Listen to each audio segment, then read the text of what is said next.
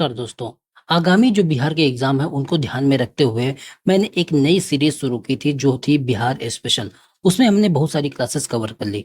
हमने शुरुआत की थी हिस्ट्री से, उसमें हमने एंशियंट कवर किया, बिहार से जो रिलेटेड है। उसके बाद हमने मिडिवल कवर किया। उसके बाद मॉडर्न जब कवर कर रहे थे तो उसमें मैंने 3-4 वीडियो बना दी, जहां हमने जो यूरोपीय कंपनी का आगमन होता है वो पढ़ लिया। उसके बाद बहुत सारे विद्रोह होते हैं वो पढ़ लिए। 1857 का विद्रोह वो पढ़ लिया। उसके बाद धीरे धीरे इसी के क्रम में पढ़ते हुए कि बिहार में जो नेशनल मूवमेंट है उससे जुड़ी कौन कौन सी चीजें हैं वो सारी चीजें पढ़ते हुए हमने जो सब मतलब कि असहयोग आंदोलन, खिलाफत आंदोलन होता है, वहां तक की चीजों को कवर कर लिया था। और बिहार में उससे जुड़ी जो भी चीजें हैं सब चीज हमने एक एक करके पूरी तरीके से कवर कर लिया। देखो, उसके बाद जो चीजें आती हैं फिर साइमन कमीशन की बात आएगी। उसके बाद सिविल डिसोबीडियंस मूवमेंट आएगा, सविनय अवज्ञा आंदोलन आएगा, 1935 का एक्ट आएगा। और उसके बाद जो क्विट इंडिया मूवमेंट आएगा। और उसके बाद जो कुछ इंपॉर्टेंट पर्सनालिटी रहती हैं बिहार के, जो जैसे सच्चिदानंद सिन्हा हो गए, राजेंद्र प्रसाद हो गए, भिखारी ठाकुर हो गए, इस तरीके के जयप्रकाश नारायण हो गए, इस तरीके के जो लोग हैं उनके विषय में हम जानकारी लेंगे। लेकिन एक तरफ थोड़ी सी जानकारी इस बारे में भी लेंगे कि बिहार में उस समय जो किसान आंदोलन थे उनसे भी सवाल पूछे जाते हैं। बिहार में जो मजदूर आंदोलन थे उनसे भी एक दो फैक्ट के सवाल बन जाते हैं। तो हम जो हमारी ये सीरीज है उसमें कुछ भी छोड़ने वाले नहीं है। सारी चीज भले ये थोड़ी सी रैपिड मोड में है, तेज मतलब कि जल्दी जल्दी पढ़ा रहा, लेकिन फिर भी मैं इसमें कुछ भी छोड़ने वाला नहीं हूँ। ये सीरीज देखने के बाद आपको बिहार स्पेशल से रिलेटेड कोई भी दूसरे वीडियो देखने की जरूरत नहीं पड़ेगी, इतना मैं लिख के देता हूँ। क्योंकि ये जो मैंने नोट्स बनाए हैं कम से कम 8-10 किताबों से, या जो कि मतलब कि कोचिंग के नोट्स होते हैं उनसे क्लिप्स करके, या जो प्रीवियस ईयर के सवाल कहाँ से पूछे जाते हैं उनको ध्यान में रखते हुए बनाए हैं। तो आपको ज्यादा भटकने की जरूरत नहीं पड़ेगी, सारी चीजें आपको एक जगह मिल जाएंगी। और ये वीडियो देखेंगे और सामने आप क्या करेंगे, पीडीएफ जो है इसकी वो सामने रख लेंगे। और जैसे ही मैं मतलब कि क्लास लूंगा उसको सुनना है और पीडीएफ में अपने नोट करते जाना है। क्या करना है, इसको लाइनिंग करते जाना है, मार्क करते जाना है, जिससे आपको ये लगे कि मेरे दिमाग में सारी चीजें एक स्टेप बाय स्टेप क्रम में जा रही हैं। थोड़ा सा उबाऊ हो सकता है क्योंकि फैक्चुअल इंफॉर्मेशन है, लेकिन बिना इसको किए या इसको अगर स्किप करते हैं आप लोग तो हमेशा ऐसा पाएंगे कि आपकी तैयारी अधूरी है।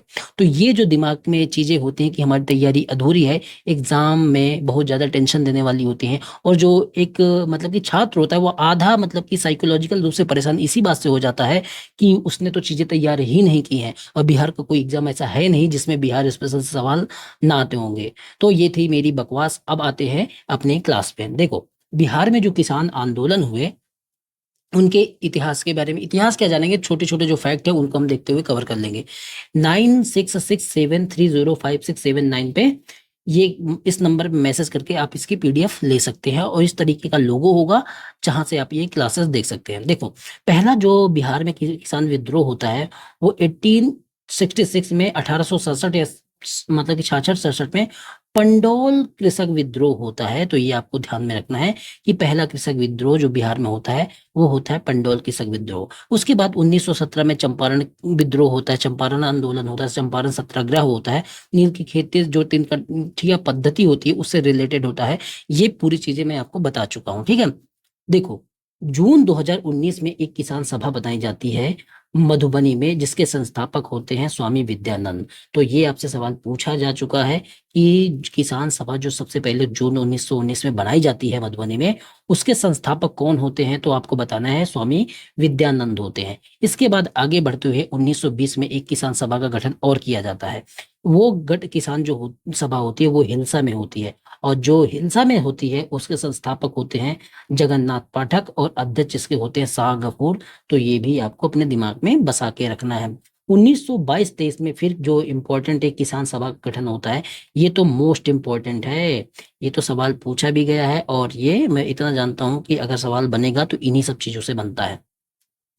1922-23 में मुंगेर में एक किसान सभा का गठन होता है, जिसके जो नेतृत्व प्रदान करते हैं, जो अध्यक्ष रहते हैं वो शाह मोहम्मद जुबैर रहते हैं। और जो श्री कृष्ण रहते हैं ये उपाध्यक्ष रहते हैं। तो इसलिए इंपॉर्टेंट है कि ये बहुत बड़े नेता होते हैं। आगे चल के ये जो श्री कृष्ण सिंह हैं ये चल के जो बिहार के प्रीमियर भी बनेंगे। तो इसलिए ये चीजें इंपॉर्टेंट हो जाती हैं। किसान लीडर थे और इनके जो किसान सभा 1922-23 में मुंगेर में बनाई जाती है उसके उपाध्यक्ष भी रहे हैं। इसकी औपचारिक जो घोषणा होती है स्थापना की वो 4 मार्च 1928 को पटना के बिहटा में तब हुई जब इस आंदोलन से सहजानंद सरस्वती जुड़ जाते हैं।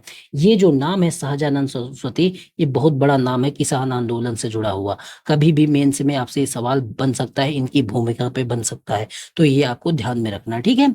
जब मेंस की क्लास लेंगे तो उनमें इन सब के विषय में तो पढ़ना ही है। आगे चल के नवंबर 1929 में बिहार प्रांतीय किसान सभा का गठन किया जाता है और इसकी स्थापना जो होती है सोनपुर मेले में होती है। बिहार प्रांतीय किसान सभा, बिहार प्रोविंशियल जो है, जो फार्मर एसोसिएशन है, ये किसान सभा है, उसकी स्थापना नवंबर 1923 में कहाँ होती है? सोनपुर मेले के में सभा आयोजित की जाती है और उसी के दौरान इसकी स्थापना होती है। इसके जो अध्यक्ष बनाए जाते हैं वो बनाए जाते हैं स्वामी सहजानंद सरस्वती, और जो सचिव होते हैं वो श्री कृष्ण सिंह होते हैं। जुड़े हुए कौन से लोग होते हैं, इनसे भी सवाल बना है। कार्यानंद शर्मा होते हैं, पंचानंद शर्मा होते हैं, यदुनंदन शर्मा होते हैं, राहुल संस्कृत्यायन होते हैं। ये सब लोग इसके मतलब कि इस किसान सभा से, जो बिहार प्रांतीय किसान सभा है जिसकी स्थापना नवंबर 1929 में होती है, इससे जुड़े हुए लोग होते हैं ये सब। और इनको वामपंथी जो उस समय के नेता होते हैं उनका सहयोग भी मिलता है, तो आपको ये भी ध्यान में रखना है। कुछ फैक्ट और हैं कि 1929 में ही सरदार वल्लभ भाई पटेल ने बिहार की यात्रा की। तो 1929 में इसी दौरान सरदार वल्लभ भाई जब मतलब की यात्रा करते हैं तो किसान आंदोलन जो रहते हैं उनको और ज्यादा बल मिलता है, और राष्ट्रीय चेतना से ये किसान आंदोलन मतलब कि जुड़ते चले जाते हैं, इस तरीके से कि किसानों की उन्नति में ही मतलब कि राष्ट्र का विकास है। तो जो अगर किसानों का हित साधता है तो राष्ट्र का भी हित मतलब कि अच्छा होता है, सदता है। तो इस तरीके से जब सरदार वल्लभ भाई पटेल आते हैं तो राष्ट्रीय चेतना की वजह से किसान की जो प्रॉब्लम होती है उसको समझते हैं लोग, जिससे किसान आंदोलन को भी बल मिलता है। 1929 में आर्थिक मंदी होती है जिससे किसान परेशान होता है, क्योंकि मूल्यों में बहुत ज्यादा गिरावट आ जाती है। तो ये फैक्ट आपको याद रखना है। एक इसी के अगेंस्ट में जब किसान आंदोलन शुरू हुए तो जमींदार जो लोग थे वो बहुत ज्यादा इसका विरोध करने लगे, और विरोध करते हुए उन्होंने अपना खुद का एक संगठन बनाया कि जो किसान आंदोलन कर रहे या जो मतलब कि मजदूरी के खिलाफ या शोषण के खिलाफ आंदोलन कर रहे हैं, तो जमींदार जो लोग होंगे उनको तो बुरा लगेगा ही लगेगा। इसकी वजह से उन्होंने एक पार्टी बनाई जिसका नाम था यूनाइटेड पॉलिटिकल पार्टी। ये दरभंगा जो महाराजा थे उनके संरक्षण में बनाई गई थी। और इस जो पार्टी थी यूनाइटेड पॉलिटिकल पार्टी, इसका उद्देश्य था कि जमींदारों द्वारा किसानों के दमन के लिए, किसानों का दमन करना इसका उद्देश्य था। मई 1931 में राजनीतिक सम्मेलन जहानाबाद में इसका मतलब पारित किया जाता है, आयोजित किया जाता है, और यहीं पे जमींदारों के अत्याचार के विरुद्ध प्रस्ताव पारित किया गया। ये जो पार्टी मतलब कि किसान सभा होती हैं, फिर पटना, गया और शाहाबाद में भी ये चीजें फैलती चली जाती हैं। ये मैं उसकी बात कर रहा, किसान आंदोलन की, ये ना कि जमींदारी एसोसिएशन। ये तो इतना ही है, किसान आंदोलन में के क्रम में क्या होता है वो बता रहा मैं, ठीक है। तो मई 1931 में क्या होता है कि राजनीतिक सम्मेलन होता है जहानाबाद में, और वहां पे जो पीड़ित किसान रहते हैं उनके लिए जमींदारों के अत्याचार के विरुद्ध प्रस्ताव पारित किया जाता है। और फिर इसी तरीके की चीजें गया में, पटना में, शाहाबाद में भी फैलती है। डॉक्टर युगल किशोर सिंह द्वारा टेकारी में एक इश्तहार बांटा जाता है जमींदारों के शोषण के खिलाफ, इसमें आवाज उठाई जाती है, ठीक है। तो ये आपको याद रखना है। 1933 में फिर बिहार प्रांतीय किसान सभा का पुनर्गठन किया जाता है, और इसका नेतृत्व भी सहजानंद सरस्वती ही प्रदान करते हैं। उन्हीं के नेतृत्व में ये बिहार प्रांतीय किसान सभा, इसका पुनर्गठन किया जाता है। 1818 जून तक एक जांच समिति बनाई जाती है, और ये कहा जाता है कि किसान की जो दयनीय स्थिति है उसकी हम जांच करेंगे, कितना शोषण अंग्रेज कर रहे हैं, कितना शोषण जमींदार कर रहे हैं, और किस दयनीय स्थिति में किसान रहता है, उसके लिए एक हम जांच समिति बनाएंगे जो आर्थिक स्थिति का मतलब कि मुआयना करेगा, और फिर ये हमको मतलब कि अपनी सारी रिपोर्ट देगा, जिसको हम नेशनल मूवमेंट के साथ जोड़ के इनकी आवाज उठाएंगे। और इसको हेडेड किसने किया, इसका हेड किसको बनाया गया? सहजानंद सरस्वती खुद ही इसको गाइड करते हैं, मतलब इसको लीड करते हैं। यहाँ तक आपने समझ लिया। 1936 में इसी को लेके अब ये जो बिहार का किसान मूवमेंट है ये नेशनल रूप लेने लगता है, तब जब 1936 में ऑल इंडिया किसान सभा का गठन किया जाता है, और इसके अध्यक्ष कौन बनाए जाते हैं? सहजानंद सरस्वती ही बनाए जाते हैं, स्वामी सहजानंद सरस्वती। और सचिव बनाए जाते हैं एन जी रंगा। और ये जो किसान सभा होती है 1936 वाली, ये कहाँ होती है? ये लखनऊ में होती है, ठीक है। तो ये आपको याद रखना है। फिर आगे चल के 1940 में पंडित यमुना गारा जी और राहुल सांस्कृत्यायन ने हुंकार नामक पत्रिका निकाली, इन्हीं से रिलेटेड है। तो ये थोड़ा सा आपको फैक्ट है याद रखना कि हुंकार नामक पत्रिका किसकी है? ये राहुल सांस्कृत्यायन और पंडित यमुना कारजी।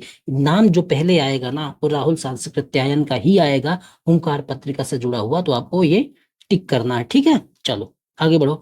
बिहार सोशलिस्ट पार्टी जो उस समय रहती है, बिहार सोशलिस्ट पार्टी, वो क्या करती है, शाहजालाल सरस्वती के किसान आंदोलन का पूरी तरीके से समर्थन करती है, तो वामपंथियों का पूरा समर्थन मिलता है।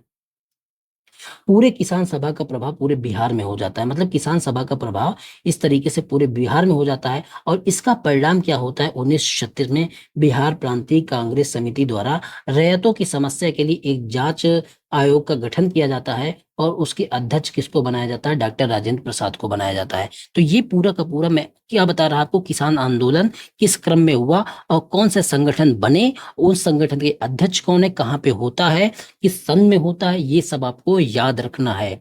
बार बार रिवाइज, मतलब कि मैं बार बार बोलता रहूं उसका कोई मतलब नहीं है। आप अपने दिमाग में सारी चीजें बार बार रिवाइज करिए, एक बार सुनिए, दो बार सुनिए, जब तक याद ना हो जाए आप अच्छे से इसको सामने रख के सुनिए। 1937 में क्या होता है, जब चुनाव के बाद कांग्रेस मंत्रिमंडल का जब गठन होता है, तो उसके बाद राम वृक्ष बेनीपुरी और अब्दुल बारी ये सरकार के समक्ष जमींदारी उन्मूलन का प्रस्ताव रखते हैं। अब कांग्रेस है भाई, कांग्रेस में जमींदारों का या जो बड़े बड़े लोग थे उन्हीं का बोला रहेगा, तो उनके सामने जमींदारी का प्रस्ताव रखते हैं उस कांग्रेस मंत्रिमंडल में 1937 में। 1937 में ही बकास्त भूमि भूमि पुनर्वास कानून व बकास्त, मतलब कि वह बिहार काश्तकारी कानून, ये जो है पारित हो जाता है। किसान सभा के नेता इससे संतुष्ट नहीं थे, प्लस किसान मंत्रिमंडल की भी आलोचना करते हैं, क्योंकि भाई जो जमींदार रहेंगे उसी में बने रहेंगे, वो अपना हित कैसे प्रभावित होने देंगे, जो कांग्रेस के बड़े बड़े लोग थे। तो जो जिस तरीके का मतलब कि सुधार ये लोग चाहते थे उस तरीके का सुधार नहीं लाते हैं, मॉडिफाइड रूप में बहुत सारा इसमें परिवर्तन करके इस तरीके का सुधार लाते हैं जो किसानों को अमान्य होता है, जिसकी वजह से ये जो किसान नेता होते हैं वो इससे संतुष्ट नहीं होते हैं, और किसान जो मंत्रिमंडल होता है, मतलब जो मंत्रिमंडल होता है कांग्रेस का, उसकी भी आलोचना करते हैं। इसकी परिणाम स्वरूप होता क्या है कि 4 सितंबर 1937 को जो प्रांतीय कांग्रेस समिति है, जो कांग्रेस की समिति होती है, वो अपने आप को किसान सभा से अलग कर लेती है कि भाई तुम हमारा मानते ही नहीं हो, तो इसलिए हम जो किसान आंदोलन है उससे अलग होते हैं, और इस तरीके से किसान आंदोलन में दरार पड़ जाती है। तो और फिर आगे चल के ये जो 8 अगस्त 1938 को बिहार के जिला मुख्यालयों पर ये किसान जो है प्रदर्शन करते हैं। आगे क्या होता है, बिहार प्रांतीय किसान सभा जो 1938 में बनती है, ओइनो सम्मेलन होता है। तो इसको लेके, ये किसको लेके होता है, ये बकास्त भूमि को लेकर होता है। आपको इसलिए बता रहा है क्योंकि ये ओइनो सम्मेलन पूछ सकता है कि ओइनो सम्मेलन किससे रिलेटेड है, तो बकास्त भूमि को लेके है। ये बिहार प्रांतीय किसान सभा का जब 1938 में सम्मेलन होता है तो उसी को लेके है। ठीक है, ये आपको याद रखना है। कुछ फैक्ट और है वो भी देख लो, क्योंकि किसान आंदोलन यहाँ तक आते आते समाप्त हो मतलब कि रहता है। और जो किसानों की समस्याएं हैं, इससे वहां जो मतलब की राष्ट्रीय पार्टी है वो अलग होने लगती है, तो किसानों की समस्या कौन सुनने वाला होगा। यदुनंदन शर्मा ने नेऊरा दानापुर में सत्याग्रह की शुरुआत की, ये भी आपको याद रखना है। कार्यानंद शर्मा ने बढ़ैया ताल में आंदोलन शुरू किया। 1938 में राहुल सांकृत्यायन ने अन्नाबारी में सत्याग्रह शुरू हुआ, और ये सब गिरफ्तार हो जाते हैं। बाद में आंदोलन की गति जो है वो कम हो जाती है। इस तरीके से आपने पूरा का पूरा जो किसान मूवमेंट है 1919 से जो शुरू होता है 1940 तक, 1938 तक, यहाँ आते आते अपना दम तोड़ने लगता है, क्योंकि जो बड़े बड़े लीडर थे, शाहजानंद सरस्वती, ये सब लोगों की मृत्यु हो जाती है। और जो उधर मतलब कि कांग्रेस पार्टी रहती है वो भी किसानों से अपने आप को अपनी दूरी बनाने शुरू कर देती है, इसलिए आंदोलन जो है कमजोर पड़ जाते हैं। बिहार में जो आंदोलन हुए, किसान आंदोलन, वो आपने पढ़ लिए। थोड़े से मजदूर आंदोलन है, एक दो लाइन के, वो भी आप समझ लो। 1919 में क्या होता है, मजदूर जो होते हैं जमालपुर में हड़ताल कर देते हैं। ठीक है, तो यहाँ से मजदूरों का हड़ताल शुरू हो जाती है अपनी फैक्ट्री के खिलाफ, अपने जो मतलब कि मालिक होते हैं उनके खिलाफ। इसकी वजह से जो मजदूरों का शोषण क्योंकि फैक्ट्रियों में जारी रहता है, उसकी वजह से 1920 में जमशेदपुर वर्कर एसोसिएशन की स्थापना होती है। क्यों? क्योंकि 20-20, 25-25, मतलब इतना टाइम तक काम करवाएंगे, मजदूरी कम देंगे, बोनस नहीं देंगे, जिसकी वजह से जो वहां पे मजदूर रहता है, जो वर्कर रहता है, वो परेशान होता है।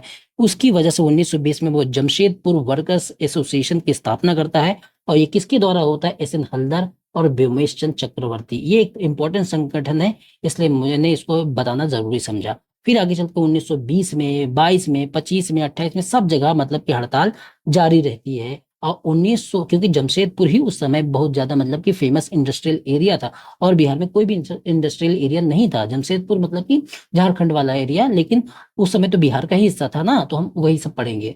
उसके बाद 1928 में क्या होता है, जमशेदपुर में हड़ताल हो जाती है। तब आके जो हमारे जयप्रकाश नारायण जी रहते हैं, वो आके मतलब कि मजदूरों को समझाते हैं, जो वर्कर को समझाते हैं, तब जाके इनका आंदोलन टूटता है और इनकी मांगे मानी जाती हैं। ठीक है, तो ये मजदूर आंदोलन था। उसमें एक जो इम्पोर्टेंट संगठन है, जो जमशेदपुर वर्कर एसोसिएशन, उसको मैंने आपको बता दिया है, क्योंकि सिर्फ यही इंपॉर्टेंट है इसमें, और ज्यादा कुछ इंपॉर्टेंट नहीं है।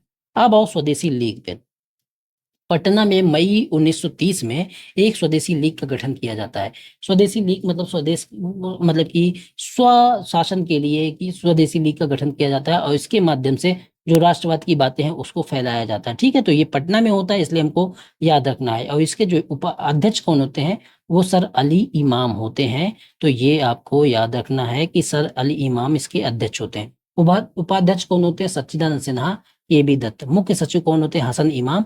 संयुक्त सचिव सचिव बलदेव सहाय। मोटा मोटा याद रखना है कि स्वदेशी लीग का गठन कहाँ पे होता है, पटना में होता है मई 1930 में, और अध्यक्ष इसके होते हैं सर अल इमाम। बस इतना याद रखना है। बाकी इन्फॉर्मेशन तो मैं ऐसे ही दे देता हूँ, जिससे आपके नोट्स में चीजें रहे, आपको चार जगह भटकने की जरूरत ना पड़े। ठीक है, तो यहाँ तक हमने देख लिया। एक और इम्पोर्टेंट पार्टी है बिहार सोशलिस्ट पार्टी। इसके विषय में भी आपको बताना जरूरी है, क्योंकि इससे भी सवाल बनते हैं। तो बिहार सोशलिस्ट जो पार्टी है, इसकी स्थापना कब होती है? इसकी स्थापना होती है 1931 में। जो स्वदेशी लीग होती है, इसको स्वदेशी संघ भी बोला जाता है।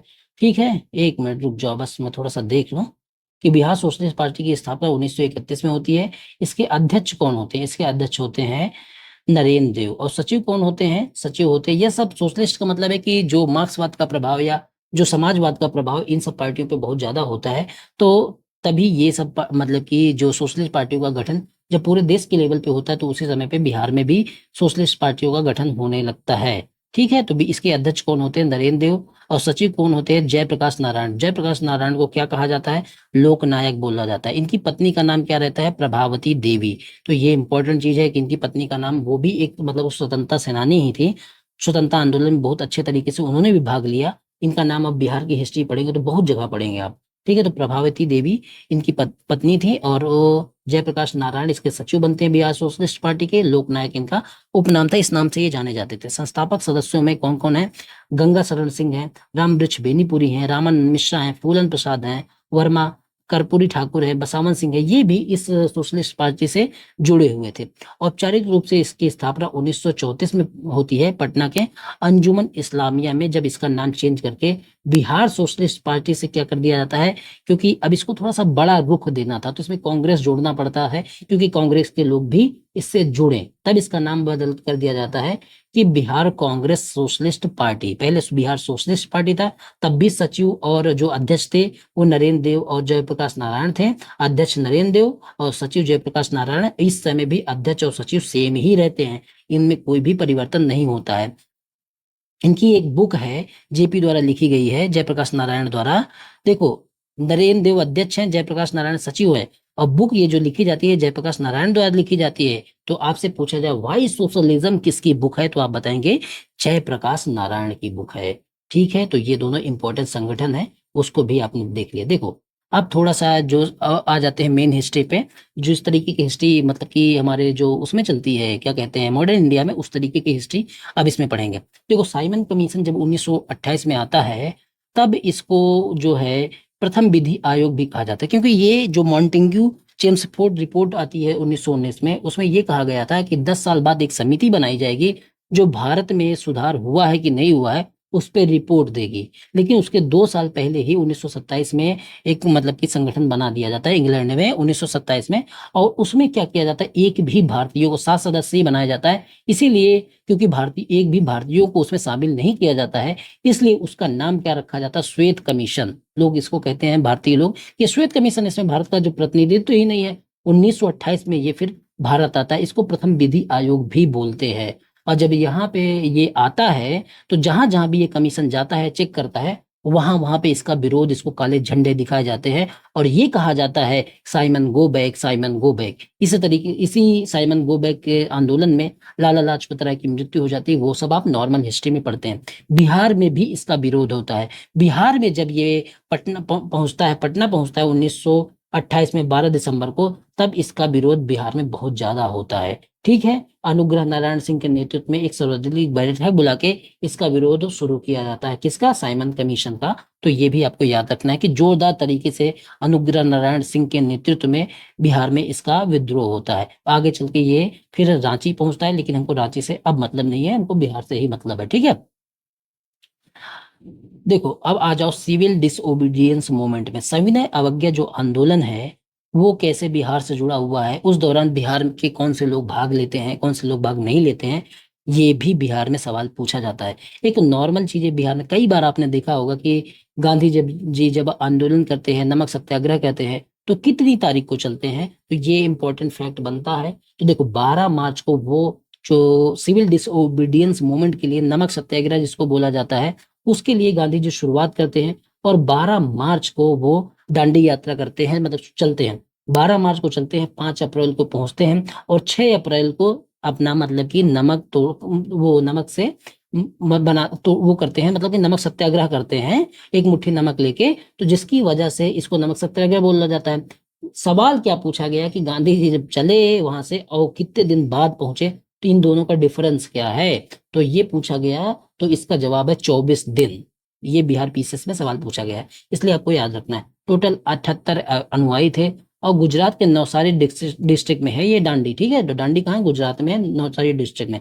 सब लोग अपने अपने तरीके से इसका मतलब कि आंदोलन का समर्थन करते हैं। कोई कुछ तोड़ता है, मतलब कि नमक तोड़ मतलब कि नमक से नमकीन मिट्टी से नमक बनाता है। कोई चौकीदारी कर लेने से मतलब कि देने से इनकार कर देता है। सब लोग अपने अपने तरीके से इस आंदोलन का समर्थन करते हैं। बिहार में क्या होता है? बिहार में नमकीन मिट्टी से नमक बनाया जाता है, उस तरीके से इस आंदोलन का समर्थन किया जाता है। चौकीदारी टैक्स देने से मना कर दिया जाता है। उस समय चौकीदारी टैक्स लगता था, जिसको बिहार में ये कहा गया कि अब हम चौकीदारी टैक्स नहीं देंगे, इस तरीके से हम अपना विरोध करेंगे। 31 मार्च से 3 अप्रैल 1930 के बीच पूरे बिहार में जवाहरलाल नेहरू भ्रमण करते हैं इस आंदोलन के दौरान। और बिहार में इस आंदोलन की शुरुआत कब हो जाती है? सिविल डिसओबीडियंस मूवमेंट की 15 अप्रैल 1930 को, जब सारण और चंपारण में नमक कानून जो बनाया दिया जाता है, नमक कानून, उसको तोड़ा जाता है। फिर आगे चल के पटना में नमक कानून तोड़ा जाता है, शाहाबाद, मुजफ्फरपुर, सब जगह पे नमक कानून तोड़ा जाता है। इस तरीके से बिहार भी जो सविनय अवज्ञा आंदोलन है उसके प्रति अपना समर्थन दिखाता है। आगे चल के बिहार प्रदेश कांग्रेस कमेटी है, इसके द्वारा एक प्रस्ताव पारित किया जाता है कि अब नमक से चीजें आगे बढ़ चुकी है और हमको अब विदेशी वस्तुएं हैं इनका बहिष्कार करना है। शराब की जो दुकानें हैं उनके सामने धरना प्रदर्शन करना है, तभी ये लोग मानेंगे, ऐसे ये लोग मानने वाले नहीं हैं। और इसी के लिए पटना में 1930 में अली इमाम के नेतृत्व में स्वदेशी लीग का गठन किया जाता है। तो यहाँ तक चीजें आपको स्पष्ट हो गई। और क्या करते हैं, सब लोग अपने अपने तरीके से आंदोलन करते हैं। छपरा की जेल में नंगी हड़ताल हो जाती है। उसमें यह कहा जाता है कि जो कैदी हैं वो जो विदेशी वस्त्र होते हैं उनको पहनने से मना कर देते। कैदी भी अपने तरीके से नेशनल मूवमेंट से जुड़े थे, तो वो क्या करते हैं कि जो विदेशी वस्त्र होते हैं उनको पहनने से इनकार कर देते हैं। वो ये कहते हैं कि जब तक हमको स्वदेशी वस्त्र नहीं दिया जाएगा हम कपड़ा पहनेंगे ही नहीं। इस तरीके की बात करते हैं। तो आपसे पूछा जाएगा कि जो ये नंगी हड़ताल होती है ये कहाँ होती है, तो आप बताओगे कि ये छपरा के जेल में होती है, क्योंकि पूछा जाएगा इसलिए मैं आपको बता रहा, ध्यान रखना। ठीक है, बीहपुर में एक सत्याग्रह होता है। बीहपुर में जो राय बहादुर द्वारकानंद है इनके द्वारा मतलब कि सत्याग्रह किया जाता है। और इसी उपलक्ष्य में ये जो मतलब कि बिहार विधान परिषद है इसके सदस्य पद से ये जो राम बहादुर द्वारकानंद है, ये राय बहादुर द्वारकानंद है, ये अपने पद से इस्तीफा दे देते हैं बिहार विधान परिषद के सदस्य पद से। ठीक है, आगे 5 जुलाई 1930 को डॉक्टर राजेंद्र प्रसाद गिरफ्तार होते हैं और सारण चंपारण में ये एक्टिव थे। 6 महीने के लिए इनको गिरफ्तार कर लिया जाता है, क्योंकि ये आंदोलन को बहुत मतलब कि गति प्रदान कर रहे थे। इसकी वजह से आंदोलन रोकने के लिए बहुत सारे लोगों को गिरफ्तार किया जाना शुरू कर दिया जाता है। 4 जनवरी 1932 को राजेंद्र प्रसाद, बिस्किशोर प्रसाद, कृष्ण वल्लभ सहाय, इन सबको भी गिरफ्तार कर लिया जाता है अंग्रेजों के द्वारा आंदोलन को कमजोर करने के लिए। 12 जुलाई 1933 को गांधी जी ने सामूहिक सीडीएम का के स्थान पर व्यक्तिगत सीडीएम का मतलब कि व्यक्तिगत जो सविनय अवज्ञा आंदोलन है उसका प्रस्ताव पारित कर देते हैं कि अब सामूहिक से ज्यादा, क्योंकि गिरफ्तार किया जाता है सब जगह लोगों को, तो अब लोग क्या करें, व्यक्तिगत रूप से ये आंदोलन शुरू कर दें।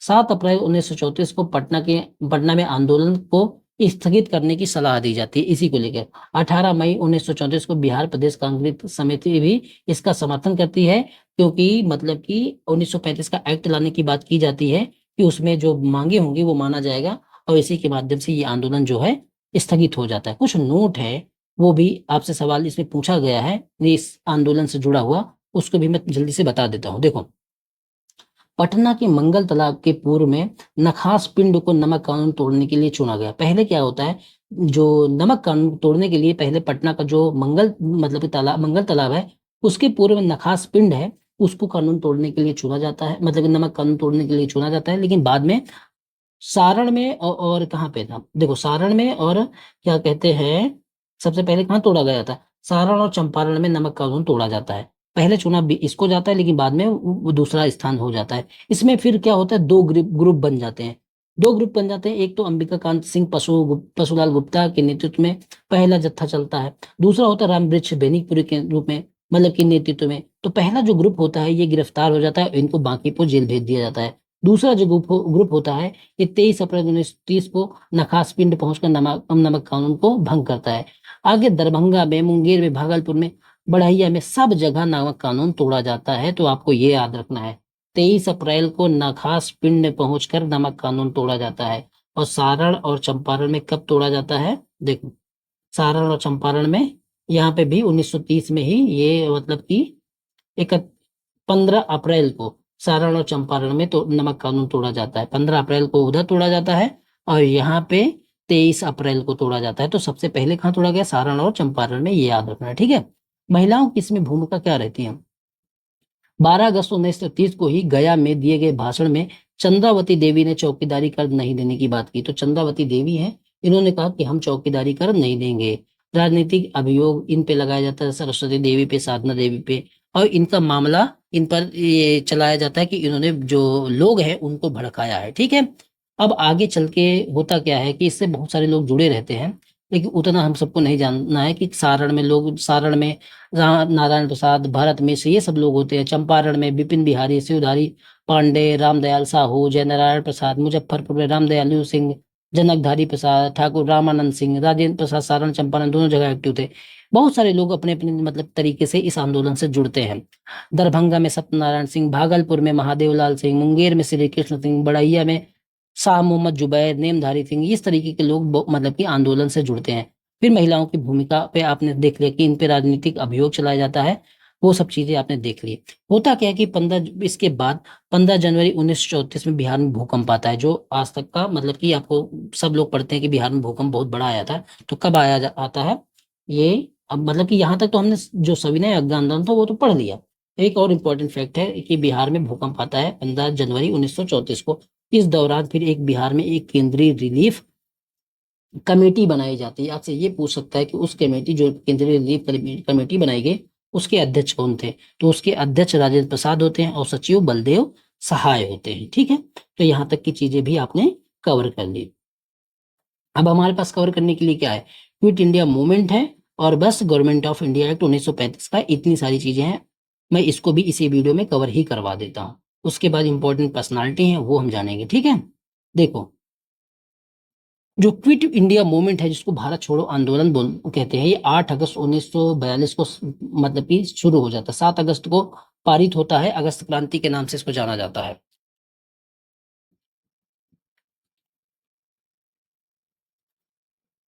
और इसी दिन क्या होता है कि ऑपरेशन जीरो चलाया जाता है, जीरो आवर। उसी की तरह जो बड़े बड़े नेता होते हैं, जब 7 अगस्त को प्रस्ताव पारित किया जाता है अगस्त क्रांति का, तो 8 अगस्त को ये आंदोलन शुरू होता है, और 9 अगस्त को ऑपरेशन जीरो आवर चला के जो इंपॉर्टेंट लीडर होते हैं सबको गिरफ्तार कर लिया जाता है। सबको अलग अलग जेल में भेज दिया जाता है, ऑपरेशन जीरो चलाया जाता है। महात्मा गांधी को अलग जेल में, जवाहरलाल नेहरू या उस समय जो भी आंदोलन कर रहा था, सबको अलग अलग जेल में भेज दिया जाता है। बिहार के जो लीडर थे उनको साथ क्या, मतलब उनको किस जेल में भेजा जाता है ये भी समझ लो। राजेंद्र प्रसाद जो है, इनको बांकीपुर पटना जेल में आर्चर जो डीएम होता है उसके द्वारा भेज दिया जाता है। जेपी इनको हजारीबाग जो झारखंड में है उस जेल में भेजा जाता है, जहां से ये भाग जाते हैं, ठीक है। इनके विषय में भी पढ़ेंगे, इनकी भूमिका बहुत ज्यादा है। श्री कृष्ण सिंह, अनुग्रह नारायण, इन सबको भी गिरफ्तार कर लिया जाता है। और इसी दिन बिहार में जो है आगे चल के राजेंद्र प्रसाद क्या करते हैं, बिहार के अंजुमन इस्लामिया में छात्रों और युवाओं को संगठित कर इस आंदोलन को समर्थन देने की बातें करते हैं आगे। ठीक है। गिरफ्तारी के विरुद्ध महाधिवक्ता जो बलदेव सहाय है, ये अपना त्यागपत्र दे देते हैं। जब राजेंद्र प्रसाद कह देते हैं कि सब लोग इसका समर्थन करें, तो अंजुमन इस्लामिया हाल में जब युवाओं से कह देते हैं, तो उसके बाद होता क्या है, युवा बहुत ज्यादा इस आंदोलन से जुड़ने लगते हैं। तो जब जुड़ने लगते हैं तो 10 अगस्त 1942 को संपूर्ण बिहार में हड़ताल का आयोजन कर दिया जाता है। इसी के उपलक्ष्य में 11 अगस्त 1942 को एक बहुत ही दुखद घटना घटती है, जिसको मतलब कि सचिवालय गोलीकांड नाम से जाना जाता है। होता क्या है कि 7 युवा छात्र जो ने सचिवालय की जो पूर्वी गेट है उस पे ध्वज फहराने की बात कर दी और ध्वज फहरा दिया। इस बात से डब्ल्यू आर्चर जो वहां का कलेक्टर होता है वो नाराज हो जाता है और वो गोली चलवा देता है, और गोली चलवाने में ये 7 जो मतलब कि छात्र थे वो मारे जाते हैं। ठीक है। तो इनके नाम क्या है, ये सवाल पूछा जाता है। और इसमें ये पूछा जाता है कि कौन किस मतलब कि क्लास में या किस में ग्रेजुएशन में। जैसे एक ये जगपति कुमार है, ये गया से थे और ये सेकंड ईयर में थे। बाकी सब 11th के छात्र से, 11वीं क्लास के छात्र थे। देवी पाद चौधरी हैं, ये पटना से थे। रामानंद सिंह है, ये पटना से थे। राजेंद्र सिंह है, ये सारण से थे। राम गोविंद सिंह है, ये पटना से थे। सतीश प्रसाद भागलपुर से थे। उमाकांत प्रसाद ये सिंह ये सारण से थे। तो इतने सारे लोग ये 11th क्लास के थे। उसमें केवल एक जगपति कुमार हैं जो सेकंड ईयर के छात्र थे। इसका कोड क्या है, DJRSU, ये याद रखना है। इससे क्या होगा, याद हो जाएगा नाम, क्योंकि अगर आ गया तो आप मार नहीं पाओगे या हल नहीं कर पाओगे। इसलिए ऐसा कुछ कोड बनाओ, जैसे मैंने ये वाला DJRSU, डी एक बार है, और ऐसे इस तरीके के नाम आएंगे तो मैं मार दूंगा। जरूरी मतलब कि तो अपने अपने हिसाब से बनाओ। ये मैंने अपने हिसाब से बनाया है। इसको याद करने का ट्रिक खुद बनाओ आप लोग, तभी आपके दिमाग में बैठेगा। किसी और ट्रिक का कॉपी करोगे तो भूल जाओगे। ठीक है। डी एक बार आया, जे एक बार, आर से 3 नाम है, एस से 1 नाम है, यू से 1 नाम है। इस तरीके करके मैंने DJRSU बनाया, और इसमें ये कहा कि 7 लोग हैं, इनके नाम इस तरीके से अगर आएगा ऑप्शन में तो मैं मार दूंगा। ऐसे मैंने बनाया था। ठीक है। और 12 अगस्त को इसके उपलक्ष्य में कि जब छात्रों को मार दिया जाता है, पूरे बिहार में, बिहार जब गांव में लाशें पहुंचती हैं तो पूरा का पूरा एरिया दुखी हो जाता है और पूरे बिहार में स्ट्राइक कर देता है। ठीक है। तो ये आपने मतलब क्विट इंडिया मूवमेंट में जो बिहार रहता है उसकी चीजें जान ली। जो मतलब कि इंपॉर्टेंट व्यक्ति इस समय उभर के आते हैं वो होते हैं JP, जयप्रकाश नारायण। इनकी भूमिका क्या होती है, जब ये हजारीबाग जेल से भाग जाते हैं तब ये मतलब कि जेल में बंद थे, और 8 नवंबर 1942 को ये भाग जाते हैं। और भागने में इनके साथ रहते हैं नारायण सिंह, शालिग्राम सिंह, योगेंद्र शुक्ला। और भाग कर ये क्या कर पहुंचते हैं, नेपाल के हनुमान नगर के राजविलास जंगल में पहुंचते हैं, और यहीं पे ट्रेनिंग लेते हैं अस्त्र चलाने की, गुरिल्ला ट्रेनिंग लेते हैं, भूमिगत आंदोलन करते हैं ये लोग। ठीक है। फिर यहाँ से ये आजाद दस्ते का गठन करते हैं। इस आजाद दस्ते का काम क्या होता है कि भूमिगत आंदोलन को गति प्रदान करना, कि मतलब कि सामने नहीं आएंगे, मतलब कि छुप के भूमिगत तरीके से आंदोलन करेंगे, और जो मतलब हमारा जो राष्ट्रीय मूवमेंट है, जो क्विट इंडिया मूवमेंट है, उसको अपने तरीके से सपोर्ट करेंगे। बिहार में भी आजाद परिषद का गठन किया जाता है, और इसके संयोजक कौन होते हैं, सूरज नारायण सिंह होते हैं इसके संयोजक। 2 और लीडर होते हैं, राम मनोहर लोहिया और श्यामानंद सिंह, ये भी नेपाल पहुंचते हैं। ठीक है। कुछ एक नोट है, ये भी देख लो कि JP के अलावा अन्ना आसिफ अली, और ये फिर JP क्या करते हैं, ये रेडियो का संचालन करते हैं, एक मतलब कि फ्रिक्वेंसी सेट करते हैं किसी तरीके से, और जिससे अपनी बात लोगों तक पहुंचा सकें। इस रेडियो के संचालन में इनके साथ अरुणा आसिफ अली भी होती है। बाद में इनको अरेस्ट किया जाता है, JP को, राम मनोहर लोहिया को, नेपाल से, और इनको गिरफ्तार करके मतलब इन लोगों को, और कई कई लोग ये भाग के अमृतसर पहुंच जाते हैं, वहां से भी इनको की गिरफ्तार किया जाता है। और 1945 तक ये आंदोलन आते आते समाप्त हो जाता है, इसका दमन कर दिया जाता है। उसके बाद दूसरी एक्टिविटी राष्ट्रीय मूवमेंट को लीड करने के लिए चलने लगती है। ठीक है। तो ये आपको ध्यान रखता है। बिहार से और चीजें इसमें क्या जुड़ी रहती है, सिवान से फूलेना प्रसाद श्रीवास्तव हैं, ये सब अपने अपने हिसाब से क्विट इंडिया मूवमेंट में भाग लेते हैं। तो ये क्या करते हैं, ध्वज फहराने पे इन पे गोली चला दी जाती है। ये जा रहे थे ध्वज फहराने और इनके ऊपर गोली चला दी जाती है। तो ये घटना कहाँ की है, सिवान की है। और क्या किया जाता है, कुर्था जो अरवल में है, वहां पे श्याम बिहारी लाल है, वो ध्वज फहराने जाते हैं, उन पे गोली चला दी जाती है। कटिहार में 13 वर्षीय बालक ध्रुव पर गोली चला दी जाती है। डुमरा पे ये सब कौन करवाता है, अंग्रेज करवाते हैं। डुमरांव में ध्वज फहराने के दौरान कपिल मुनि, इनको गिरफ्तार कर लिया जाता है। और क्या होता है कि संचार व्यवस्था बाधित करने में लोग सक्रिय भूमिका निभाते हैं। जैसे पटरी उखाड़ देंगे, रास्ते ब्लॉक करेंगे। दरभंगा में कुलानंद वैदिक है, सिंहवाड़ा में कर्पूरी ठाकुर है, ये लोग क्या करते हैं, रेल की पटरी उखाड़ देते हैं, साधन के सारे रास्ते ब्लॉक कर देते हैं, जिससे क्या हो कि जो अंग्रेज हैं या जो मतलब कि आंदोलन है उसको मतलब कि बढ़त मिल सके, इसलिए ये करते हैं। रक्षा दल का इस समय गठन किया जाता है।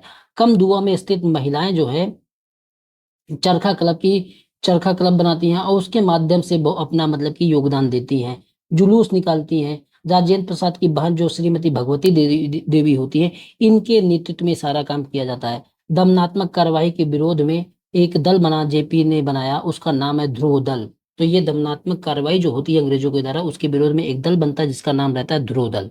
ठीक है, यहाँ तक की इन्फॉर्मेशन ले ली। वीडियो थोड़ा सा बड़ा हो रहा है, लेकिन मैं इसी वीडियो में चीजें को, मॉडर्न हिस्ट्री को कवर कर देता हूँ। 1940 का व्यक्तिगत सत्याग्रह होता है।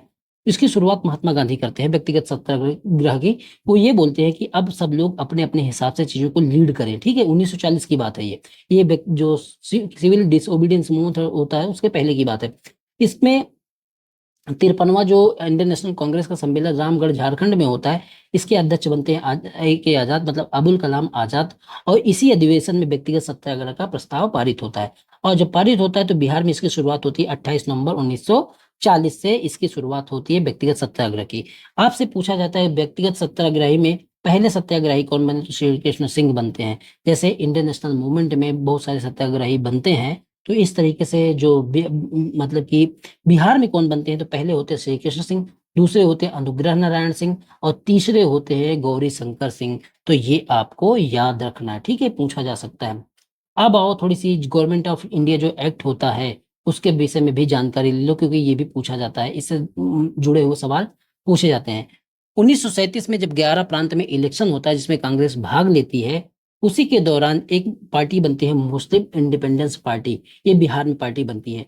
इसके हेड होते हैं मोहम्मद यूनुस। ये कांग्रेस के साथ पार्टी के साथ मिलकर चुनाव लड़ते हैं और ये जीत जाते हैं, और दूसरी सबसे बड़ी पार्टी बिहार में बनके उभरती है। पहली बड़ी पार्टी जो रहती है वो कांग्रेस ही रहती है, लेकिन सीट के हिसाब से सेकंड लार्जेस्ट पार्टी ये बनती है, कौन सी, मुस्लिम इंडिपेंडेंट पार्टी ये बनती है, मतलब बिहार में। फिर ये मोहम्मद यूनुस रहते हैं, बिहार के पहले प्रीमियर बनते हैं। प्रीमियर उस समय का प्राइम मिनिस्टर टाइप का, जो उसमें मतलब कि प्रीमियर बनते हैं। ये आपको याद रखना है कि पहले प्रीमियर कौन बनते हैं बिहार के, मोहम्मद यूनुस। 1 अप्रैल 1937 से 19 जुलाई 1937 तक ये काम करते हैं, 109 दिन तक।